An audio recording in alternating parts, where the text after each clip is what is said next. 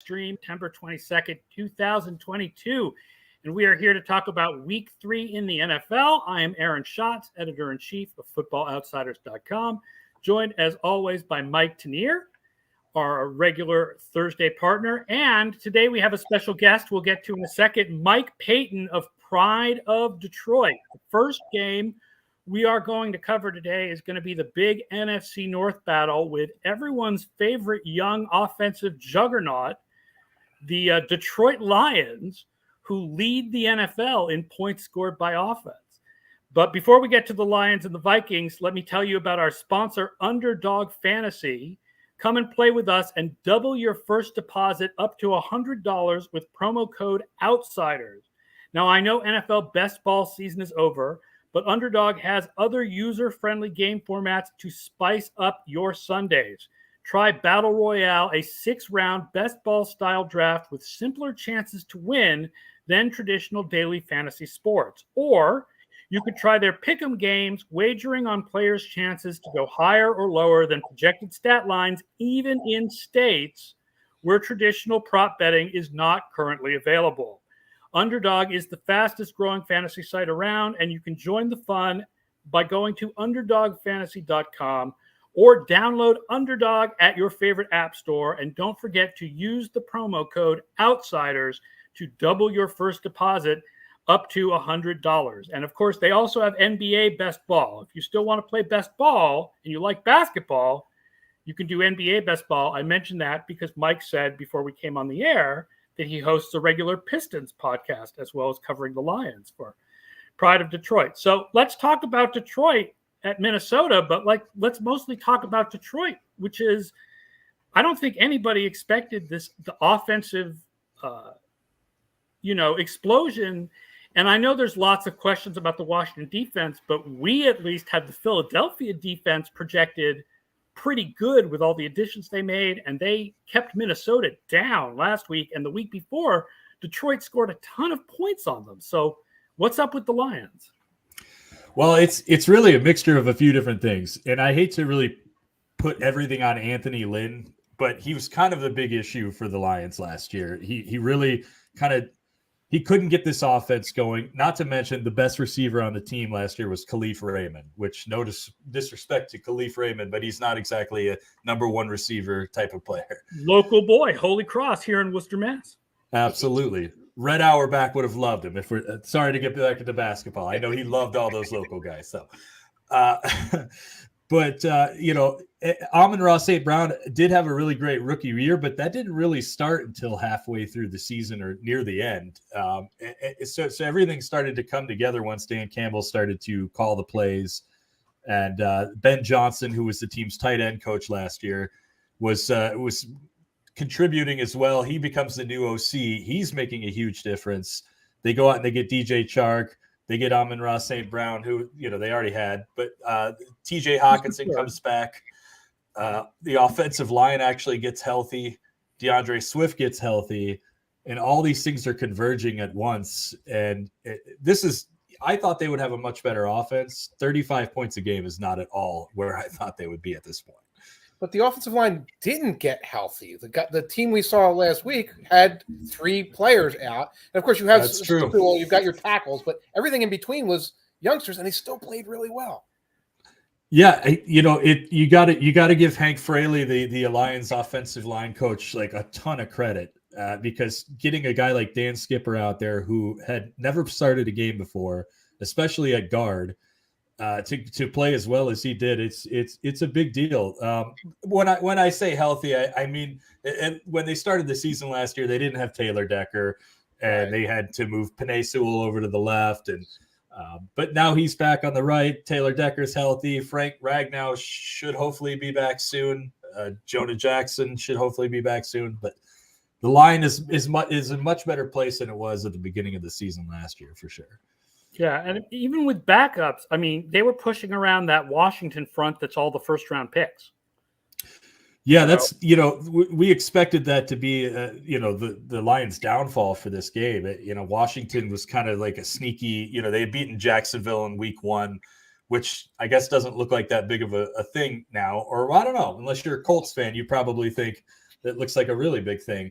But we expected that defensive front to, even if Jace Young wasn't going to be there, to eat Jared Goff all day. But that just did not happen, and it's a shocker. We'll see where it goes from here if Dan Skipper can replicate what he did last week. And I know Logan Stenberg is not very good. I think he's been a great run blocker, pass blocking. He's been one of the worst. I think he had a 4.0 PFF run or pass blocking grade. The week before he had 0.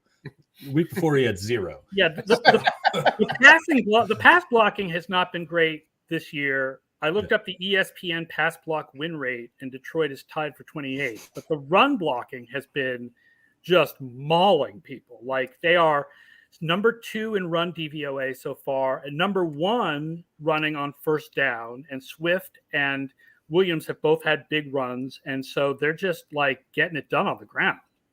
And not to mention that Amon-Ra St. Brown had 58 yards on a run last week. Yeah, they're not just getting it done on the ground, but like you said, they're getting these big chunk yard plays, which they just haven't been able to do in forever. I mean, since Barry Sanders was here, I think the highest the Lions had ever ranked in rushing yards in a season was 17th. It seems like the run game is actually back. It's really happening now. And I think it's all because of DeAndre Swift and his relationship with Deuce Staley.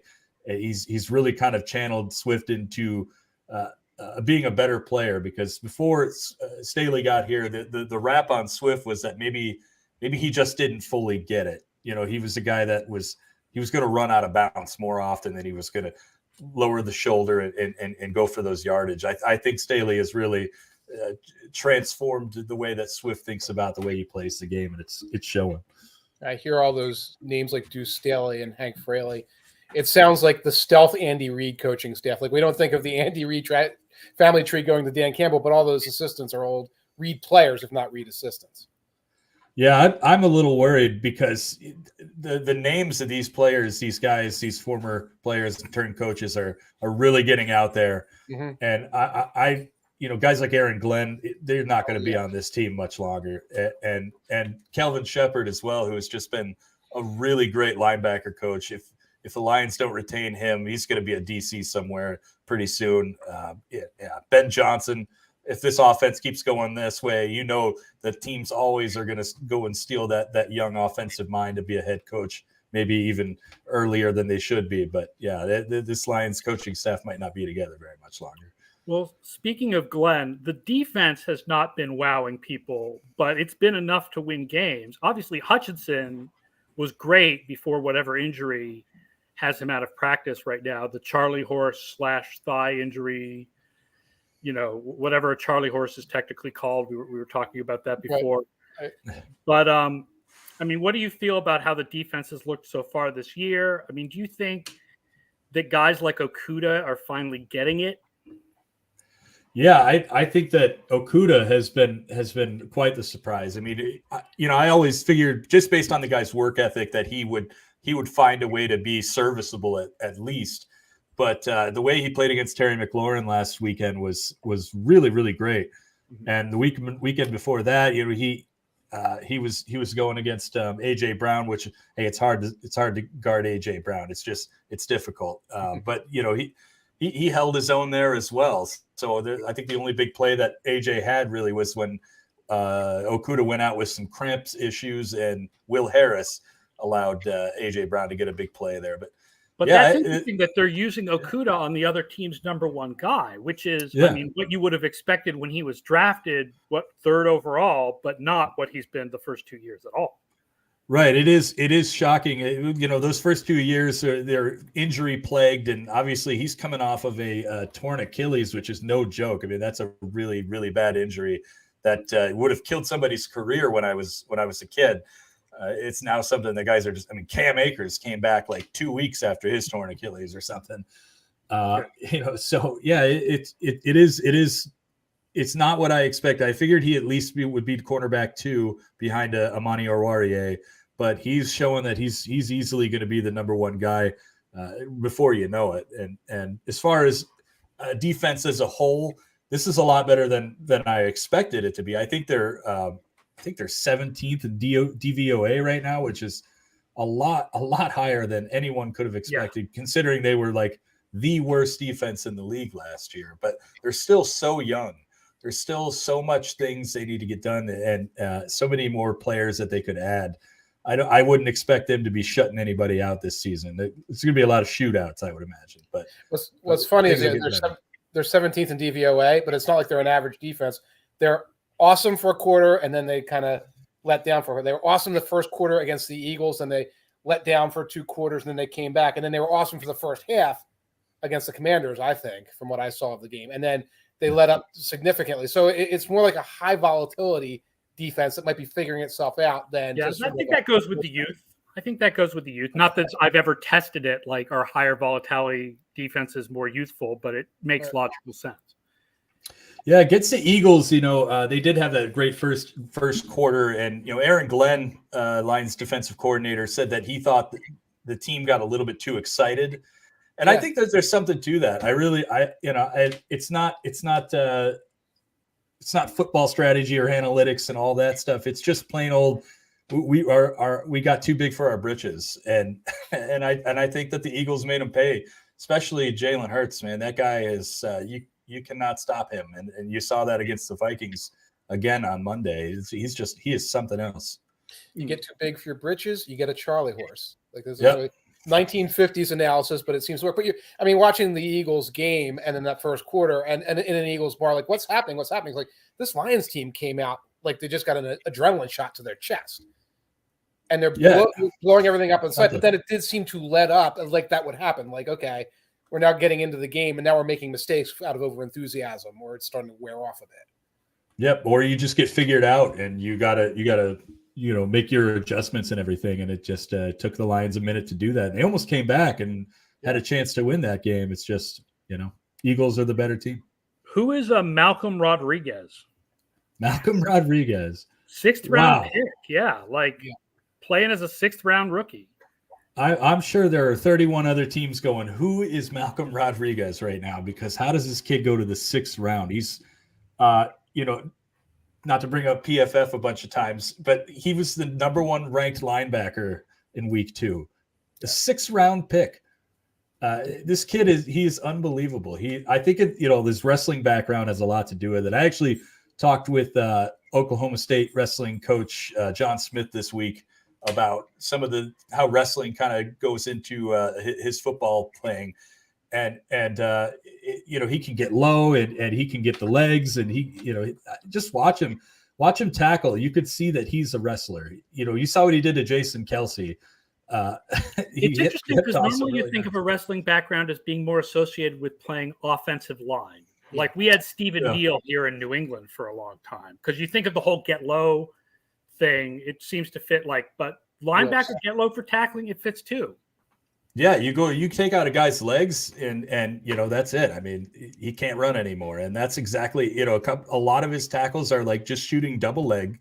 It's been really fun to watch. I just never thought this kid would, when he got drafted, honestly, my first response was, oh, well, he'll make a great special teams player. And that was most of our responses. And then, hard knocks happen and training camp happen. And it's like, is this kid really going to be a starter immediately? And here we go. He's pulling it off. Yeah.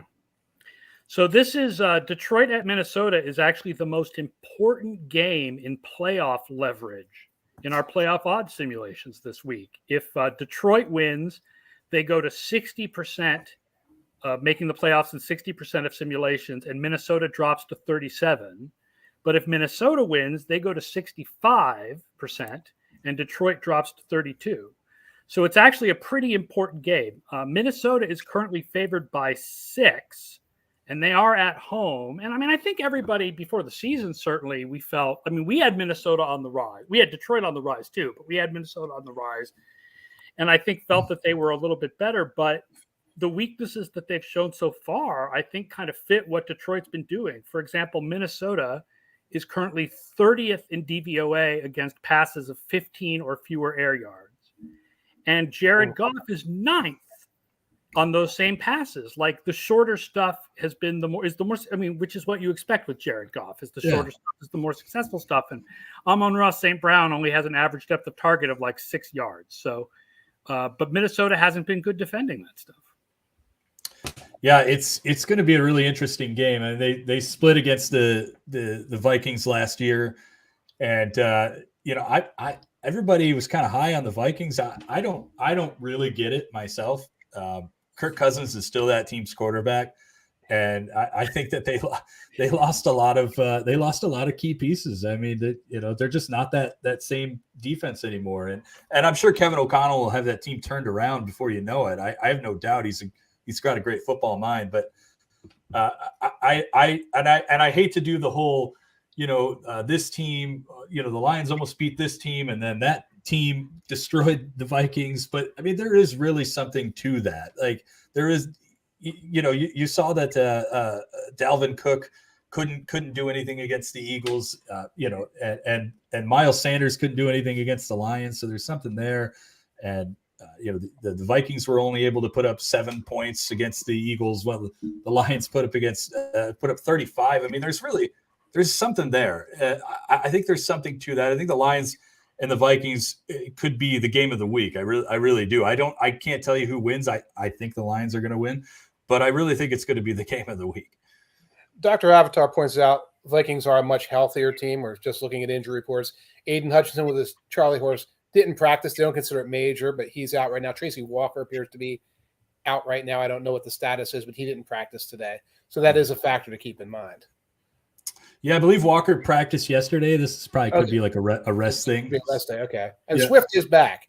I don't have an update on the offensive line right now. Yeah, Swift. I guess Swift didn't practice yesterday, but it's never been a he's not going to play Sunday kind of thing.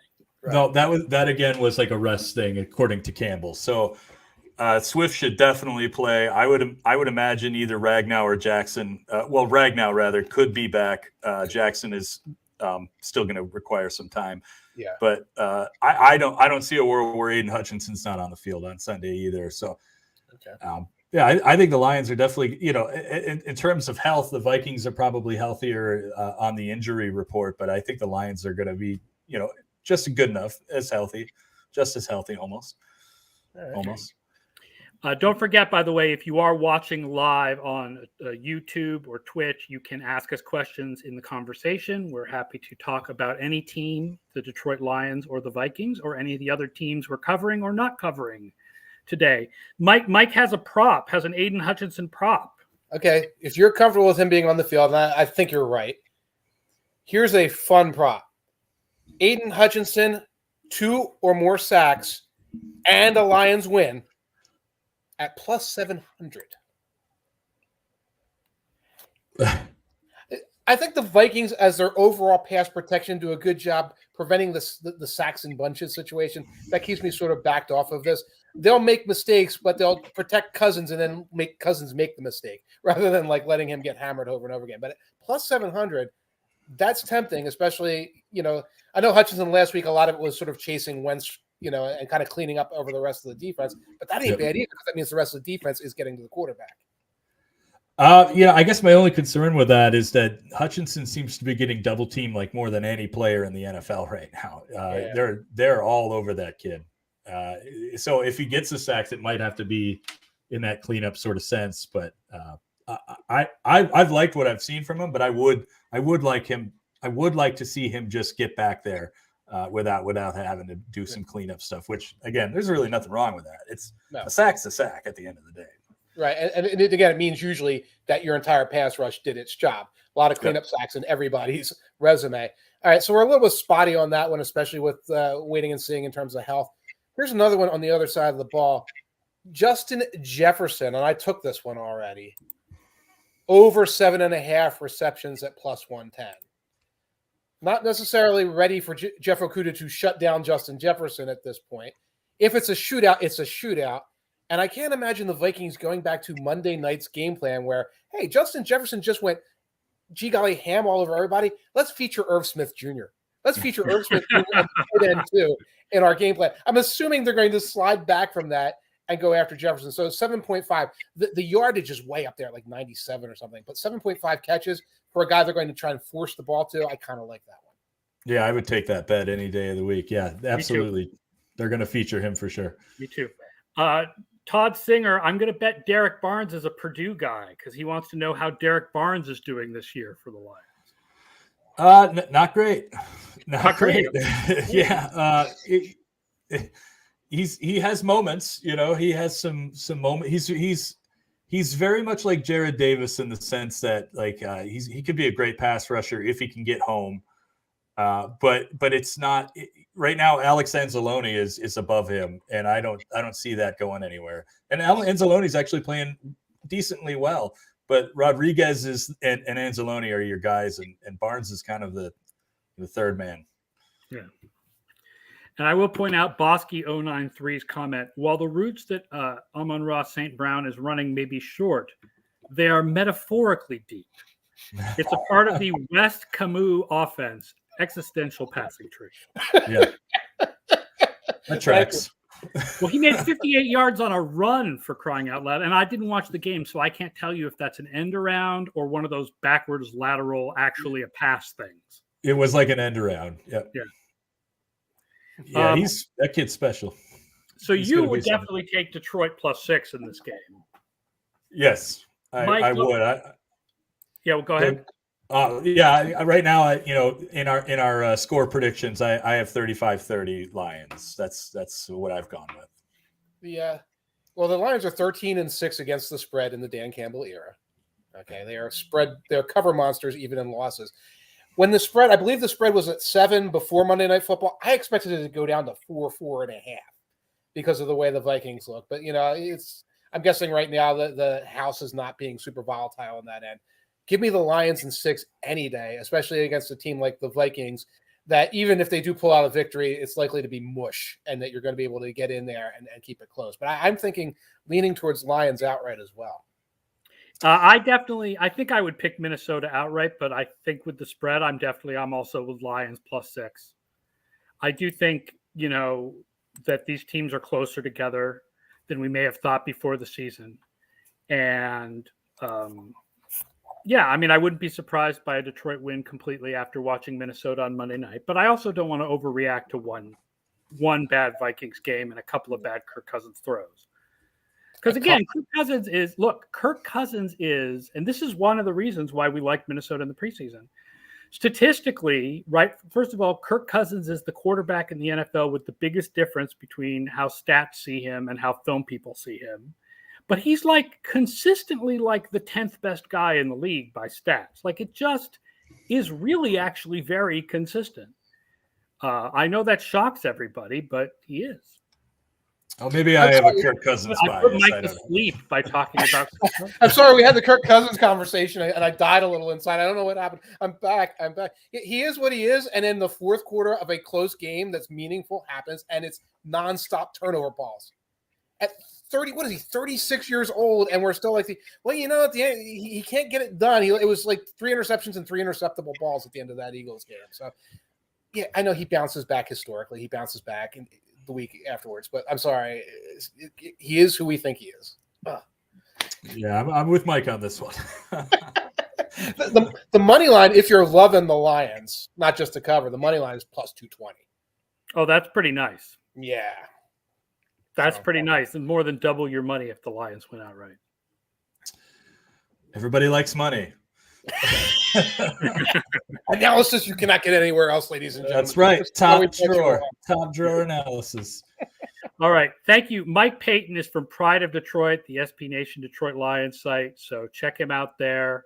And what's your Twitter handle? POD_Payton. POD_Payton.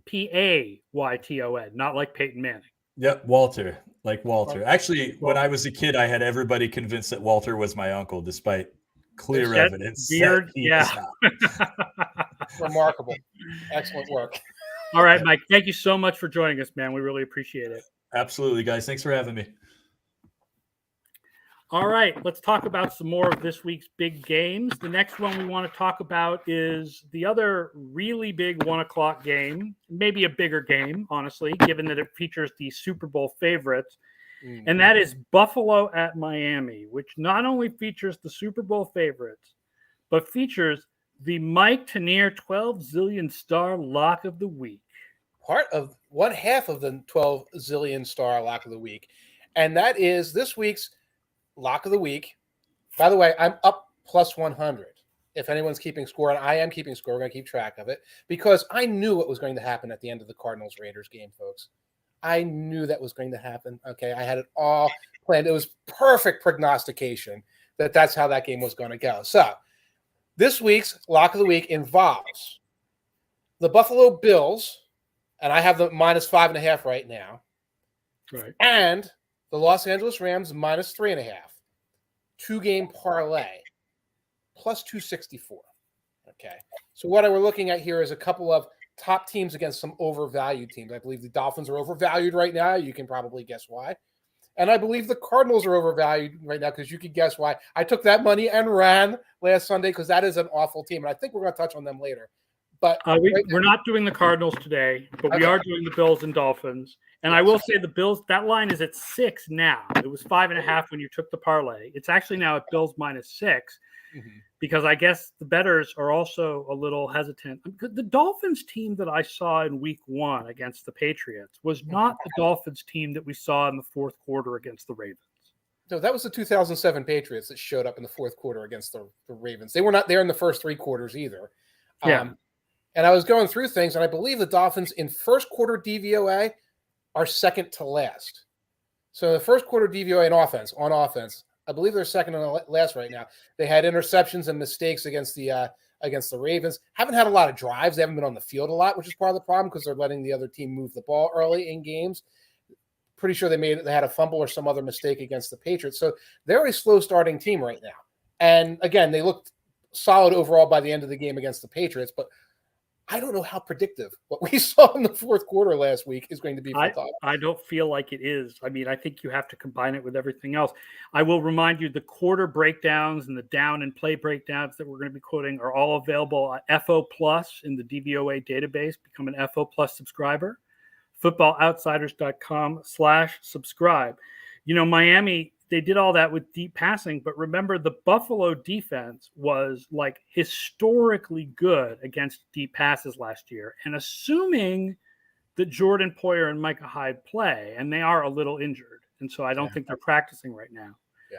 But assuming that they play, I would think Buffalo is still, they have the secondary and in particular the safeties to stop that deep passing.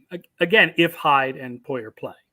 They have the pass rush to do it too. They're going to be able to go as they were in the Thursday night opener with 6-7 people deep in the rotation there. That's still not a very good Miami Dolphins offensive line. So it's one thing to say, well, Tyreek Hill's going to get his and threaten your safeties. He might. Tua's got to survive to get the ball there. I don't know how often it's going to happen. Buffalo is 4th right now in ESPN's pass rush win rate. And Miami's pass blocking is currently 23rd through 2 games.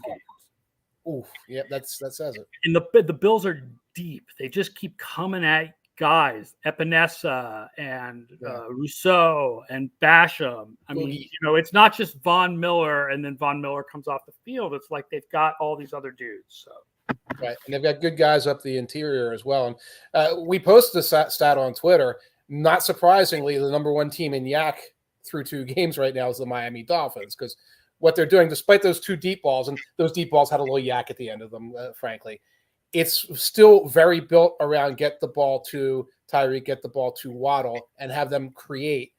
And, you know, that's fine. You're against one of the most fundamentally sound defenses, one of the defenses going to get tackles and keep plays in front of them, and that's the Buffalo Bills. Yeah, I feel like if Poyer and Hyde don't play, well, that's different. Yeah, now I'm like, okay, that's not the Bills as Super Bowl favorites. You know, Bosky093 says Buffalo has to get home against the Finns offensive line because not having both safeties will make it tough. Right. If those guys play, I feel pretty confident in Buffalo minus 6, like Buffalo is the favorite. If those guys don't play, then Miami seems to be built to attack backup safeties. Right. And the fact that the Bills are playing a rookie corner, 2 rookie corners who they're rotating. Yeah. But I still also, I don't feel like the Miami defense is going to stop the Buffalo offense because I feel like nobody is going to stop the Buffalo offense right now. And Xavier Howard is also banged up. So we've got an injury report on the other side there. Just their number one cornerback, just the guy who's most likely to try and do anything against Stephon Diggs. And Gabriel Davis should be back. Davis should be back. So throw to wherever Xavier Howard isn't. Yes. And if Xavier Howard is on the field on Diggs, Gabriel Davis could go off. Right. So there's questions on both injury reports. If you wash them out, you're back to square one, which is the Bills are well ahead in this matchup. I will say that, so it's Buffalo -6, and we both agree don't bet anything on this game until you know what's going on with those safeties. Yes. The same is probably true for the over-under, but I will say that assuming the safeties play, my new beta testing over-under formula really likes under 52.5. I like that. In this game. Because I think Miami's offense, if you think about Dave, the Dave ratings are 85% preseason projection. Okay. Like this early in the season, people jump to big conclusions based on one quarter when you should really consider what we thought about these teams 2 weeks ago as still being the majority of what we should think about these teams. And based on that, Miami's offense is not the best in the league. Like, no. That's not what we thought 2 weeks ago in one quarter. It's not what we thought after the New England game where they won 20-7. And with a defensive score. With 20-7 with a defensive score. We shouldn't think that after just one amazing quarter against a Ravens depleted secondary. So I like going under on the 52.5 here. Although, again, the way the Bills are scoring points, maybe you should never go under in a Bills game. Well, that's way up there at 52. So that covers your 37-7 type of situation if it comes to that. I don't think it's going to be that disparate, but possibility. I don't like playing that under because I would rather root for the fun. But if you've got to play the over-under, I would say go under there. I'd rather be like, more scoring, more goofiness, let's go, and not have that like on my conscience. Yeah.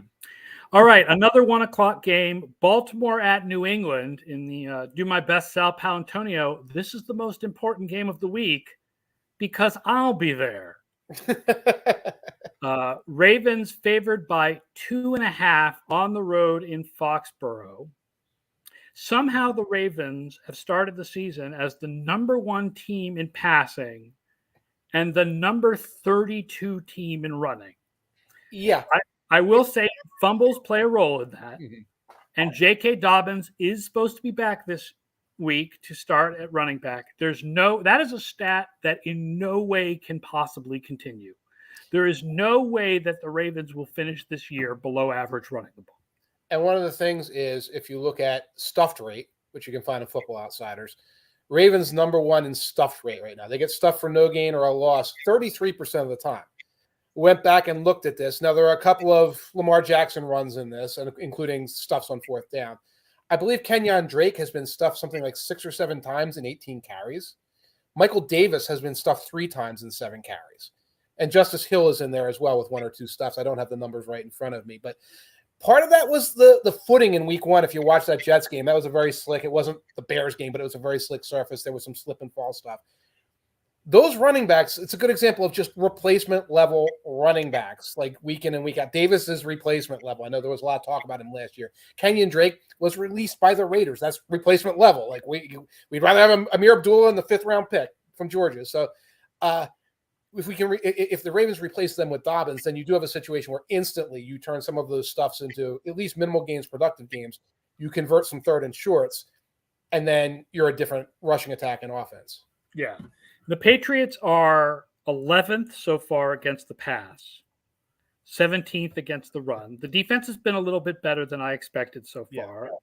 And the offense has been, I think exactly what we expected, which is not as good as last year and predicated on short passes and lots of runs and, good enough to beat Pittsburgh because Pittsburgh's offense sucks. But you get a muff punt to get to a 10-yard touchdown drive. That helps in that game. That helps a lot. Yeah. So, right. Like I feel pretty good about the Ravens in this game. Like I feel like the Ravens are the better team here. Right. They look like the better team. Again, by 9 minutes left to play in the 4th quarter, they look like they were cruising to a victory. They'd be 2-0. People will be talking about how good Lamar Jackson has been as a pocket passer. while still getting big plays along the way. So take that, and you can't take what is like 12% of the season at this point away, which was 1/4 quarter. But if you were to take that away, they would look like a much better team. And one of the things you pointed out, I think the Patriots have a good defense, and I think it's a solid defense. Played a couple of Swiss cheese offensive lines. Miami, right? And then, Miami, and just a ridiculous offensive line for the Steelers. This is going to be trickier. I don't think the Ravens have an elite line right now, but it's always put together well enough to do what it needs to do. So I think it's going to be trickier on that side for the Patriots. Patriots currently 26th in ESPN's pass rush win rate.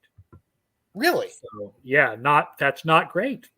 So they're going to need to. They're not winning their one-on-one battles, which means they're going to need to blitz. And I feel like last week the Ravens showed they've got some plays now for Lamar Jackson to beat the cover zero blitz. It's not like last year where the Dolphins made him look like a fool when they did that all the time. Like he was beating them with that this week.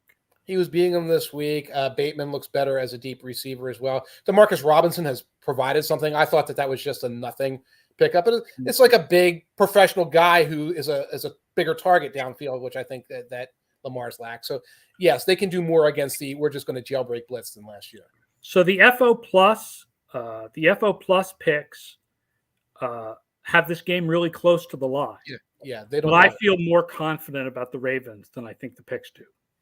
I would lean Ravens. I'm not actually playing this game at all. I haven't seen enough right there. And looking at our picks, I was like, I'll just walk away from it. If I felt like I was doing a parlay, I would pick the Ravens. It did start as Ravens -3 and has moved towards the Patriots. It went from Ravens 3 to Ravens -2.5. I'm trying to look if I even put anything in my list here for. No, I don't even have a prop picked out for this one. So. Yeah.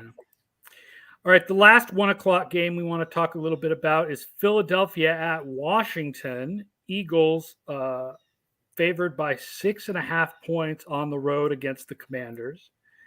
The stat that I'll pick out from this, the Eagles are second against wide receiver 1 through 2 weeks. And again, don't forget you can get the defense versus types of receivers numbers in the FO Plus database by becoming an FO Plus subscriber. Darius Slay has been phenomenal through the first 2 weeks of the season. And I went and looked, and yes, last year they did basically use Slay against Terry McLaurin.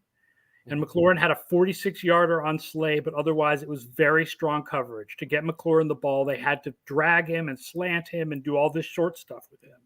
Right. So I think Slay helped shut down McLaurin. And McLaurin has not been used as much as expected this year. Like, we're still waiting for the big McLaurin game that everybody expected. You know, in the preseason, I wrote that I thought McLaurin was overrated for fantasy because as good as he is, this is the offense he's in.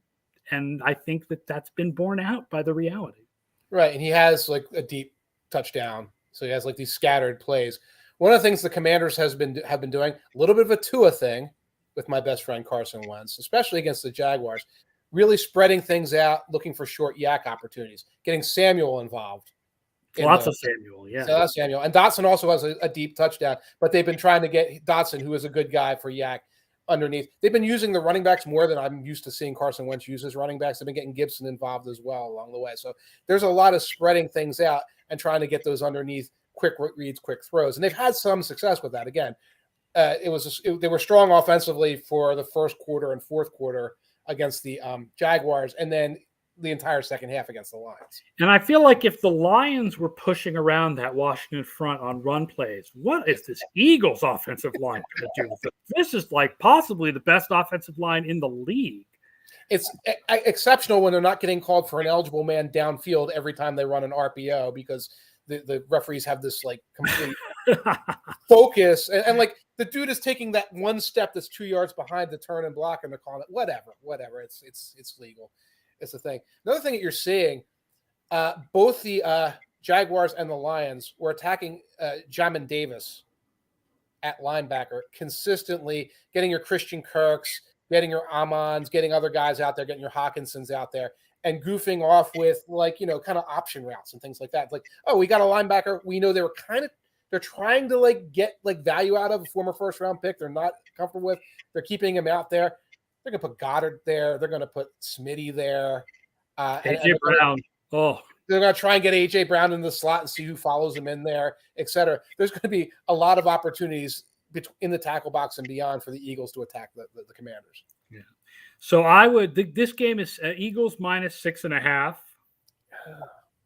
Yeah, I would say Eagles. I'm super high on them this year, and I would like them to cover the spread.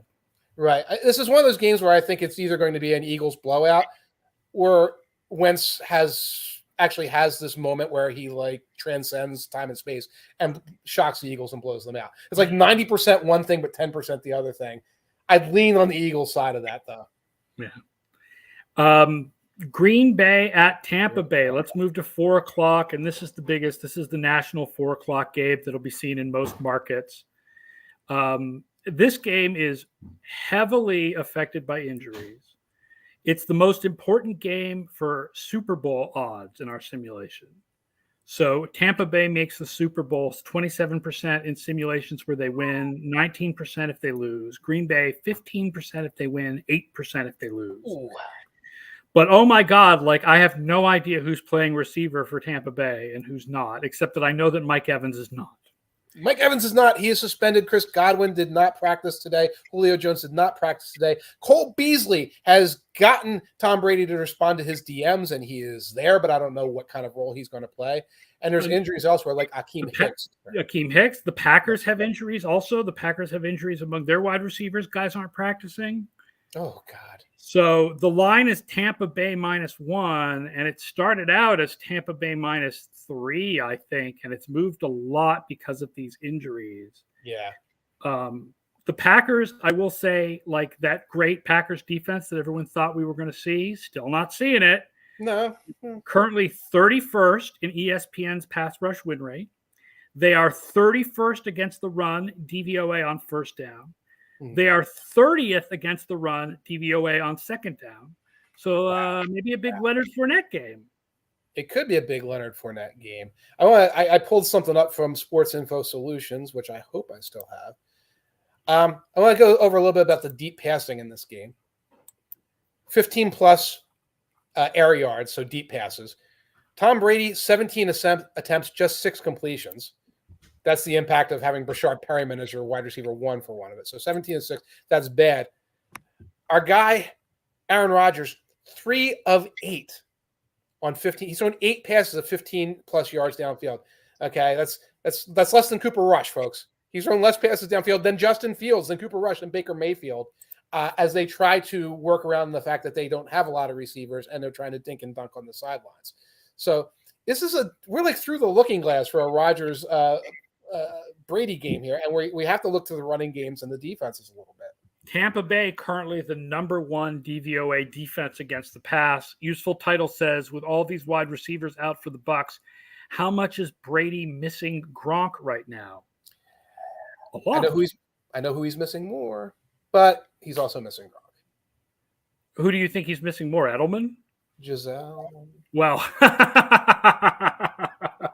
or maybe not. Maybe not. It's like, I don't think that has anything to do with the number of wide receivers who are out for the Bucs. I think the Brazilian mafia got to them, but that's my pet theory. So, but yeah, you have a prop for this game to talk about. This is the worst prop in history, and it goes back to what we were saying a moment ago.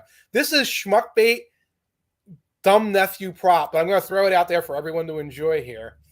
Aaron Rodgers and Tom Brady combined 600 plus passing yards and 6 plus passing touchdowns. So 606, Brady and Rodgers combined at plus 400. Yeah, I mean, given the state of the receiving cores, I'm hesitant. It's not even like it's plus 400. It's not even like, well, plus 800, plus 900. Like, okay, there's not even enough meat on the bone for it. That's a super casual better special that I pulled up. But I will say the over/under formula likes over 41.5. Yeah, because it's so low. Because it's very low. Yeah. I mean, the Tampa Bay defense is pretty good, but that's very low. What's your pick as far as Tampa Bay -1? I mean, it's basically 0 at this point. I'm taking the Packers, and to be clear, I took the Packers already. As soon as the suspension came in for Mike Evans, I didn't wait for John Runyon to come in and rule on it because, goodness gracious, he was going to get suspended. Oh, yeah, he was going to get suspended. So I have this, I believe, at Packers plus 2.5 or +3, but I was still I'm taking it Packers straight up, and I'm almost tempted to look at some kind of Packers and over situation as well.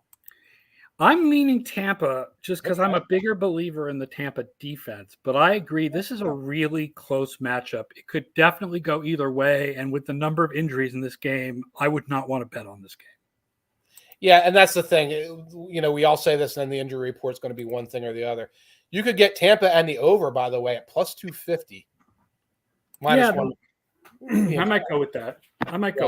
But I just feel like the Packers know they have a problem. I don't think the Buccaneers know they have a problem in terms of they can't keep firing it down the field and just waiting for the defense to pitch near shutouts. I think the Packers realize they have to manufacture victories, and they're kind of equipped to do it. All right, one more game to talk about, and that is the night game, San Francisco at Denver. San Francisco is favored by 2 on the road right now. Here's an interesting stat. Russell Wilson currently leads the league in DYAR on deep passes. Wow. He has thrown a league-leading 20 of them if we include DPIs. Right. And he's 11 of those, 11 of the 20 are to Cortland Sutton. And by the way, the 49ers DVOA is number 1 against short passes. Okay. And 24th against deep passes. And okay, that's only 2 games. Let's look at last year. Last year, 3rd against short passes, 31st against deep passes. So like, yeah, this defense is built for Russell to cook against them. Now, one reason that it's all going to Sutton is Judy is hurt. I was just trying to get an up-to-minute. Yeah, what's the deal on Judy's health, right? Obviously. I haven't found anything recently, but it looks like he's going to miss this game. It seemed like it was a bad situation. If you're without Judy and you're without Patrick, which of course you are. No, now it's like you're feeding Sutton because otherwise Tyree Cleveland is your Tyree Cleveland. Kendall Hilton, the Surgeon General, he's still back out there. And you have KJ Hamler running around, but that's an underneath target. You don't have the tight end talent you had in the past, so you are going to be feeding them. But that said, and you mentioned DPIs. There were several DPIs.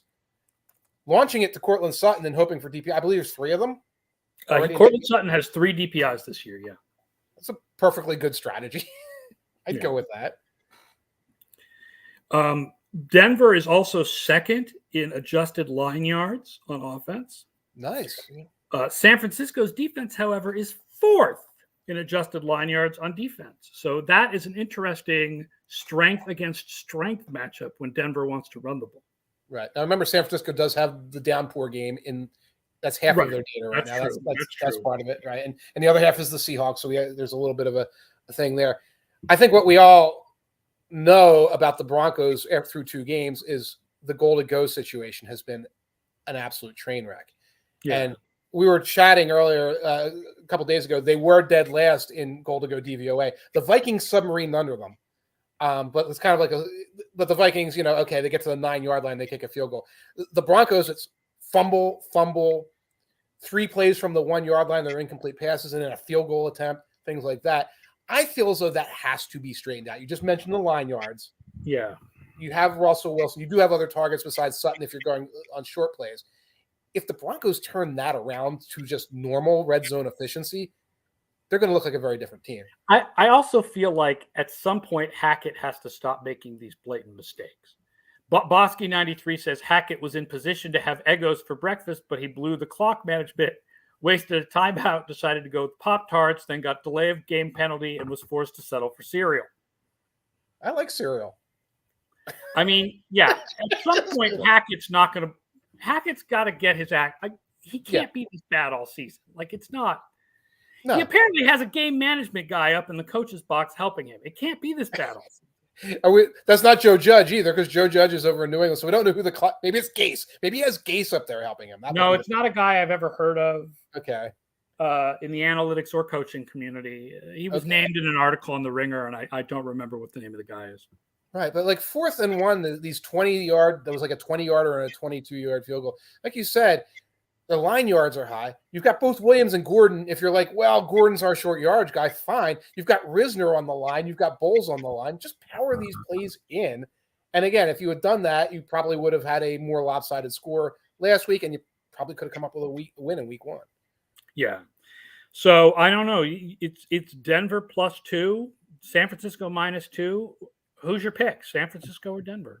I'm taking Denver. Now, normally backup quarterback, first week as a starter, I jump on that. Cooper Rush last week, got a little victory out of that one. I don't think that applies with Jimmy Garoppolo, because what you're usually looking for is an efficiency caused by the public overreacting. It's some clown I've never heard of, and they go that way, and the house accommodates them because they want to middle out the money, et cetera.